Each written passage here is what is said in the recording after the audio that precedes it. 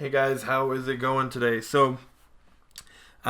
video today is going to be about a question that I get asked pretty commonly. It's a question I had myself when I was looking to buy an iPad and what kind of painting or drawing software I wanted to use. And the question is whether or not you can do professional quality work in Procreate. Now, the short answer is yes and no.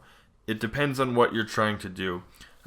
This here is some work for a children's book I worked on for a client, and so I did the whole entire thing in Procreate, and I would say that it was professional quality work and that it worked out fine. It did everything I needed.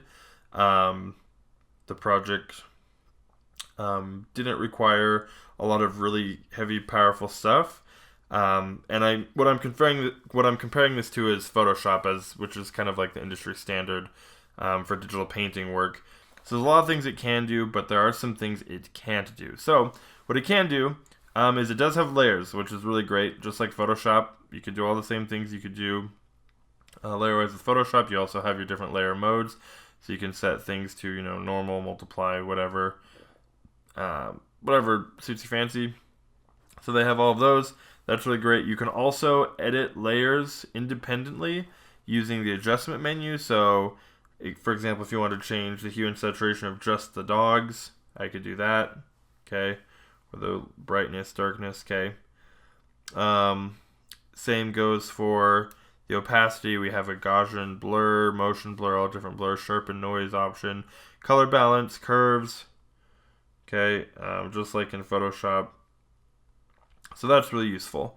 We also have our lasso tool, just like in Photoshop, so you can select whatever it is you want and just move it around, okay? Some of the downsides, however, that make it maybe not quite as useful as Photoshop. If you need to do text or typography, if you're not drawing it out like I did here with my stylus, and you actually need it to be a font, there's no sort of text editor within Procreate, which is kind of a downside. Hopefully that's something that I have in the future, but as of right now, when I made this video, there's no text editor. The other downside is, which I should mention, there are ways that I personally used to get around that, and I'll probably show that in another video, how I get text into Procreate, but built into the interface is no text editor. The other thing that I think is kind of a downside is that there's no warp option. So if you want to import a photo, which you can do as well, just like in Photoshop, you can bring a photo in here. You import a photo and you want to add that texture to your image, there's no way to warp it so that it wraps around the object and looks more believable. You just kind of have to set it on top and then lower the opacity, which isn't really the best option. So that's another downside, that if you're doing something that's really highly rendered and detailed and you want to add some photo textures, it's not quite the best for that, in my opinion. So that being said, those are kind of the downsides and the upsides, but it'll just depend on what your workflow is like for whether or not you'll be able to do professional work in here. But if you have either a relatively simple workflow, something that doesn't involve a lot of extremely technical settings and things, then you should be able to do everything in here just fine. I know I have a buddy of mine, Chaz, who does a lot of his stuff in Procreate, and it works just fine, as well as Will Terry, who's another friend of mine. He's a professional artist who does children's books. Bonaparte, the skeleton, I believe, was all done in Procreate, or at least most of it. So yeah, it's totally a viable option.